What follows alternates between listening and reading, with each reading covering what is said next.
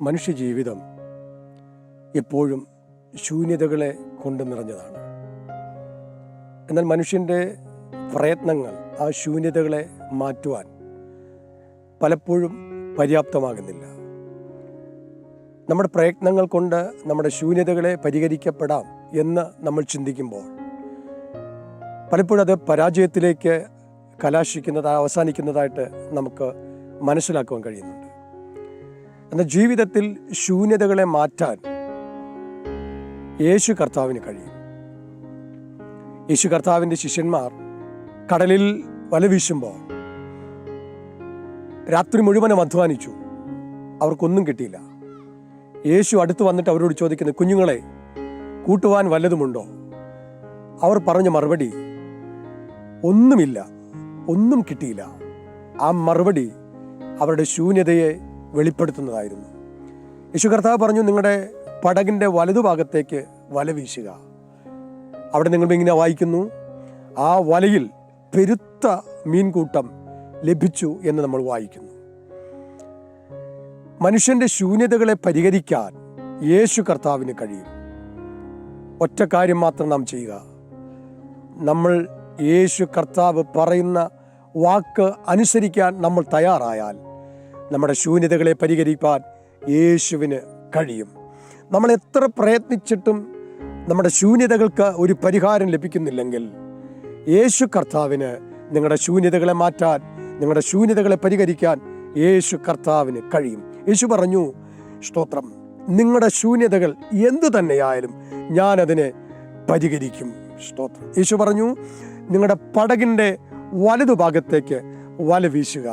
ആ പടകിനകത്ത് പെരുത്ത മീൻകൂട്ടം ലഭിച്ചു.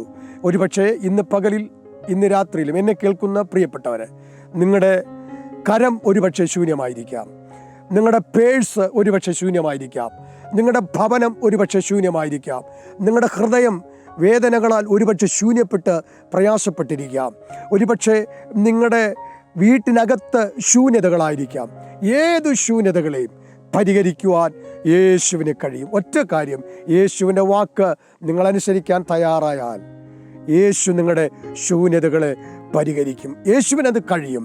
ഏതു ശൂന്യതകളെയും പരിഹരിക്കാൻ യേശുവിന് കഴിയും. സ്തോത്രം. ബൈബിളിൽ ഒരു വാക്യം ഇങ്ങനെയുണ്ട്, ഒരു വിധവയായ സ്ത്രീയുടെ മകൻ, അവൻ മരണപ്പെട്ടു പോയി. ഏക ആശ്രയമായിരുന്ന ഒരു മകൻ, ആ മകൻ മരണപ്പെട്ടു പോയി. യേശു ആ ഭവനത്തിലേക്ക് ചെന്നിട്ട് ആ മകനെ ഉയർപ്പിച്ച് ആ വിധവയായ അമ്മയ്ക്ക് മകനെ തിരിച്ചു കൊടുത്തു. ആ ഭവനത്തിൻ്റെ ശൂന്യത മാറ്റാൻ യേശുവിന് കഴിഞ്ഞെങ്കിൽ നിങ്ങളുടെ ഭവനത്തിൻ്റെ ശൂന്യത മാറ്റാൻ യേശുവിന് കഴിയും.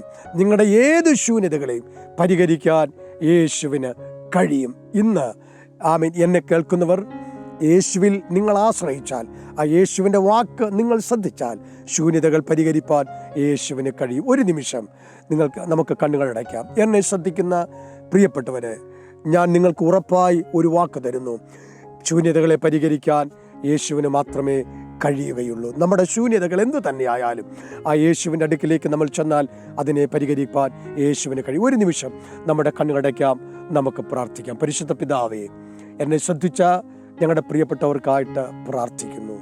അവരുടെ ഭവനത്തിനകത്ത് ഏത് ശൂന്യതകളായാലും, ഒരുപക്ഷെ സാമ്പത്തിക ശൂന്യതയുടെ നടുവിലൂടെ കടന്നു പോകുന്നവരായിരിക്കാം, കുടുംബത്തിനകത്ത് ഏത് ശൂന്യതകളിലൂടെ കടന്നു പോകുന്ന വ്യക്തിയായാലും, ഒരുപക്ഷെ ബിസിനസ്സിൽ ശൂന്യപ്പെട്ട വ്യക്തിയായിരിക്കാം, സാമ്പത്തികമായി ശൂന്യത അനുഭവിക്കുന്നവരായിരിക്കാം, കർത്താവെ ഭവനത്തിനകത്ത് ശൂന്യത അനുഭവിക്കുന്നവരായിരിക്കാം. ഏത് വ്യക്തിയായാലും ഇന്ന് പകലിൽ ആ ശൂന്യതകളെ പരിഹരിച്ച് സ്വർഗ്ഗക്ക് വിശാലത വരുത്തുവാൻ ഞങ്ങൾ പ്രാർത്ഥിക്കുന്നു. ദൈവകരങ്ങളിലേക്ക് ഈ പ്രിയപ്പെട്ടവരെ ഏൽപ്പിച്ച് പ്രാർത്ഥിക്കുന്നു. യേശുവിൻ്റെ നാമത്തിൽ അവരെ അനുഗ്രഹിച്ച് പ്രാർത്ഥിക്കുന്നു. അവിടുന്ന് പ്രാർത്ഥന കേട്ടതിനായി നന്ദി. യേശു ക്രിസ്തുവിൻ നാമത്തിൽ തന്നെ. Thank you. God bless you. ദൈവം നിങ്ങളെല്ലാം ധാരാളമായി അനുഗ്രഹിക്കട്ടെ. യേശു ശൂന്യതകളെ പരിഹരിക്കുന്ന ദൈവമാണ്. God bless you.